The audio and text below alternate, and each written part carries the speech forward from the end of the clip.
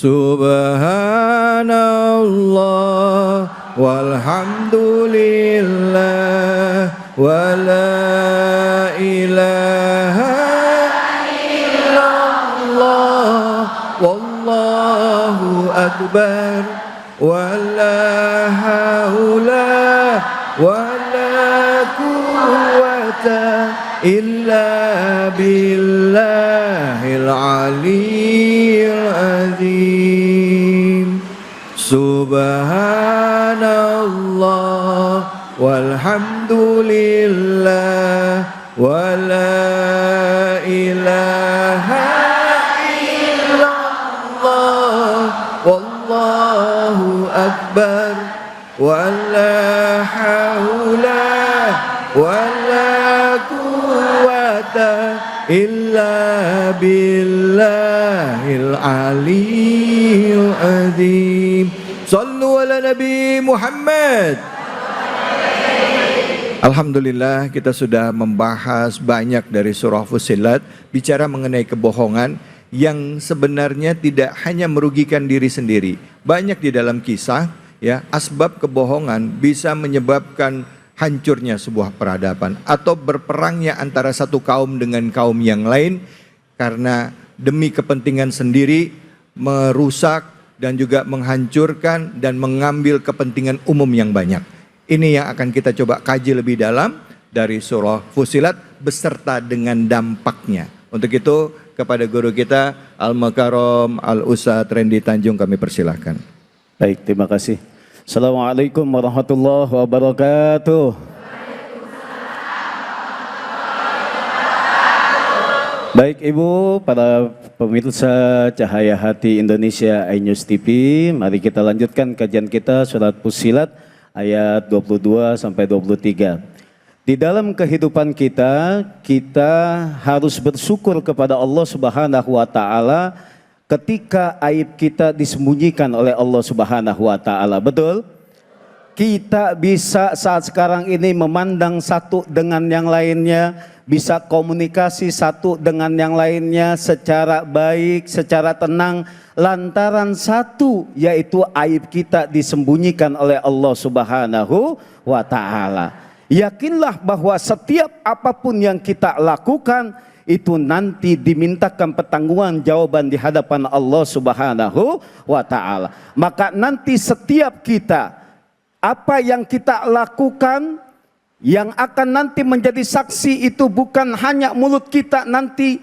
Mulut kita nanti akan dikunci, akan tetapi penglihatan kita, pendengaran kita, kulit kita, bahkan kaki kita nanti yang akan menjadi saksi di hadapan Allah Subhanahu wa taala. Maka haruslah kita di kehidupan kita sehari-hari harus menjaga akhlakul karimah kita, sekaligus menjaga agar kita tidak menjadi orang-orang yang berdusta. Bu, akibat bohong itu sungguh sangat luar biasa. Betul gak? Rumah tangga yang tadinya adem ayem, ternyata datanglah fitnah kebohongan, walaupun itu bohongnya cuma sedikit, menimbulkan bahaya di rumah tangganya. Betul? Maka berhati-hatilah. Maka kita seharusnya banyak sekali dampak yang akan ditimbulkan dari perilaku kebohongan, dan hati-hatilah ketika kita menjadi orang munafik, menjadi orang yang berbuat kebohongan, apatah lagi menimbulkan bahaya untuk orang lain, menzolimi orang lain, nanti di pengadilan Allah Subhanahu wa taala akan dimintakan pertanggungjawabannya nanti di hadapan Allah Subhanahu wa taala. Na'udzubillahi min. Ini yang sekarang ini kita lihat saudara-saudara kita kena musibah, betul? Pasti kata Allah di setiap musibah itu pasti ada keserakahan dari tangan-tangan manusia. Pasti di setiap bencana itu ada tangan-tangan dari manusia yang menyebabkan itu semua terjadi, betul nggak? Zoharal fasadu fil barri wal bahri bima kasabat aydin nas. telah tampak kerusakan baik di darat maupun di lautan akibat ulah tangan-tangan manusia. Bahkan yang lebih memalukannya lagi, ketika datang musibah, ketika datang bencana, ada yang mau mengambil keuntungan di sana. Ada nggak, Bu? Lagi musibah datang, ada nggak yang ngambil keuntungan di sana? Ada, terutama popularitas. Kucuk-kucuk datang, nanti videoin saya ya, nanti fotoin saya mau gotong beras nih ya. Ya. Ini bahaya seperti itu. Maka jadikan kehidupan kita sehari-hari, kita tanamkan kejujuran di dalam kehidupan kita. Anak-anak kita ajarkan, nak, dimanapun kamu berada, kalau telah dilandasi dengan keimanan kepada Allah Subhanahu wa Ta'ala, akhlakul karimah, sekaligus kamu menjaga diri kamu dari sifat dusta, jujur kamu, nak, dimanapun anak-anak kita nanti ketika kita bekali iman kepada Allah, kita bekali ibadah, kita bekali akhlakul karimah dan juga sifat yang jujur, kemanapun dia berada pasti insya Allah bisa sukses. Alhamdulillah. Ini jangan sampai malah orang tuanya yang ngajarin, jangan sampai emaknya yang malah ngajarin. Rumah tangga kita terkadang suka bohong kepada anak-anak kita. Anak kita masih kecil udah diajarin bohong. Ada nggak yang kayak begitu? Ibu-ibu khusus saya. Bu, ngaku nggak ngajarin bohong sama anaknya? Nah, nanti kalau ada yang datang bawa buku kecil, bilang mama nggak ada ya.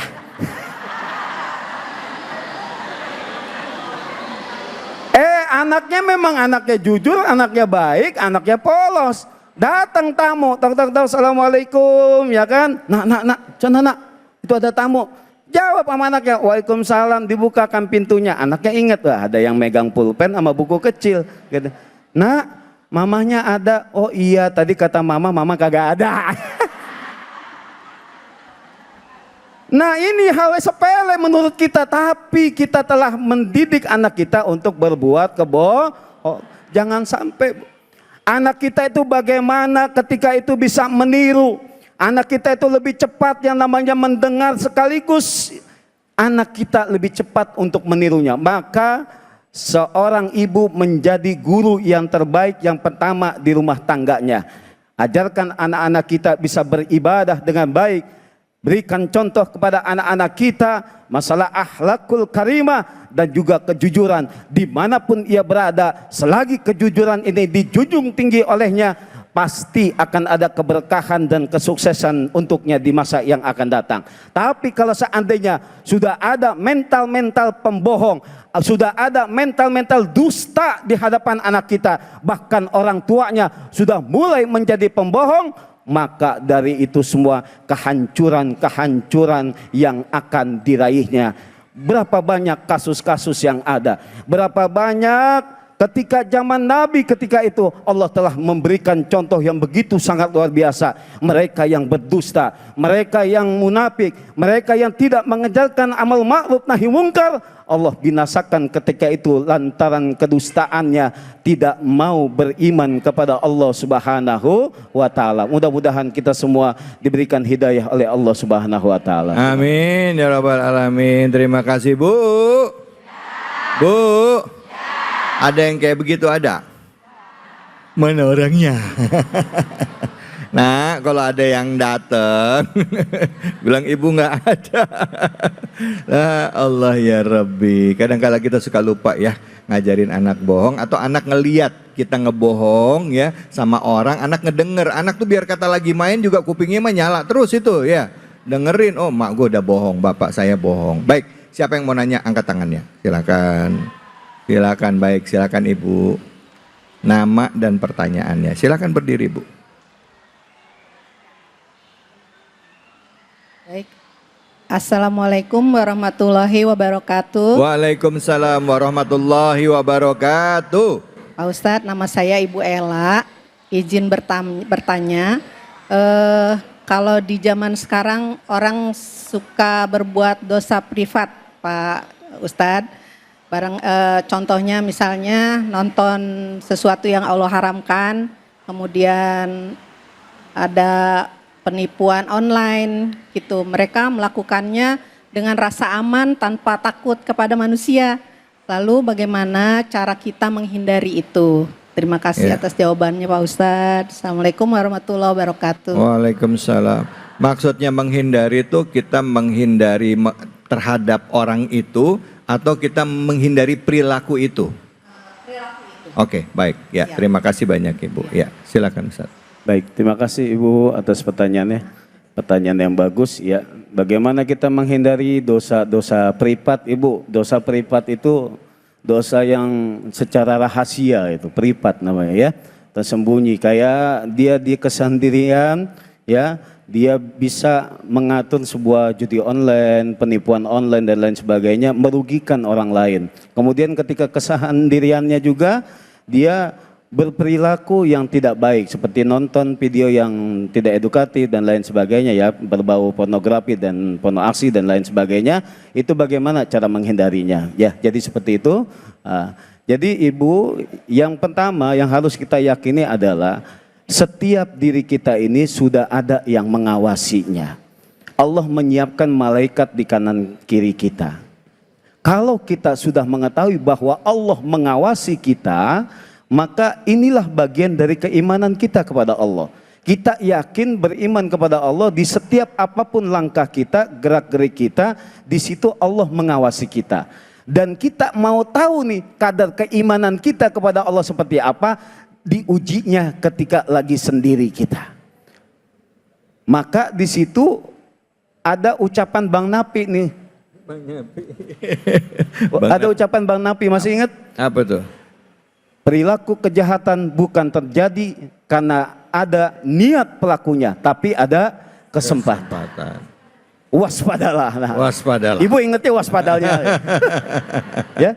Jadi artinya ketika kita walaupun di kesendirian, kalau kita betul-betul menjaga iman kita kepada Allah Subhanahu wa taala, maka perilaku-perilaku apapun keburukan itu tidak bisa kita lakukan karena iman kita itu tadi.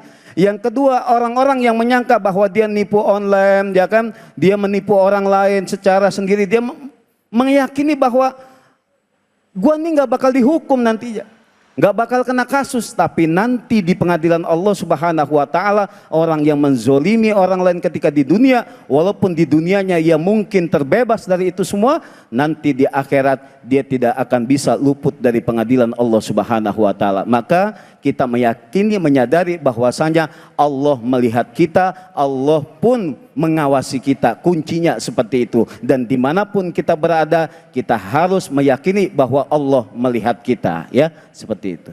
Baik, alhamdulillah. Terima kasih banyak Ustadz. Bu,